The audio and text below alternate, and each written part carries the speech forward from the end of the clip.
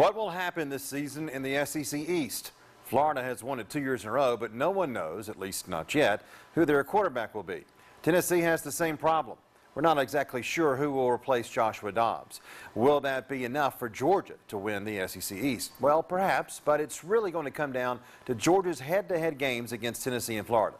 Georgia will play the Vols on September the 29th in Knoxville, and you know that Nick Chubb, who got hurt there 2 years ago, will want revenge. Tennessee has 2 tough games before that against Georgia Tech on Labor Day night and then 2 weeks later in Gainesville. The worry for Georgia is that if Tennessee loses those games, the Vols might be trying to save Butch Jones's job. Tennessee has a lot of players to replace from last year, so their expectations are lower. But it is still a scary task for Georgia to go to Knoxville and win on the road. Then, of course, the game in Jacksonville a month later against the Gators could determine which one of those 2 teams plays in Atlanta in early December. Georgia is going to have to beat Florida to win the division, and after having 3 good wins against the Gators, Georgia has now lost 3 in a row.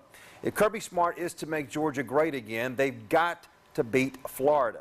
It's really that simple. And with the Gators having to replace a lot of players on defense and their question at quarterback, this could be the season. Georgia, at least on paper, is the best team in the SEC East. Of course, the Georgia offensive line must lead the way. It's going to be brand new, 5 new players at new positions, and if the offensive line is better, the Bulldogs are going to score more than the 24.5 points per game, which is what they scored last season. You hate to put a lot of the team's success on one part of the roster, but for Georgia, it's all about that offensive line.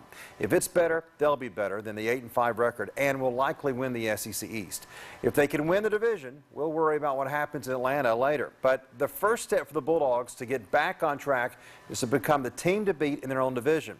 With the questions the Gators and Vols have this season, Georgia should do it this year. It's the next step for Coach Smart to get Georgia to where he wants this program to be. A lot more relevant than they've been in the past. Once again, it's all about the Dogs, Gators, and Vols. And this is the year for Georgia to be mentioned first as the team to beat in the SEC East.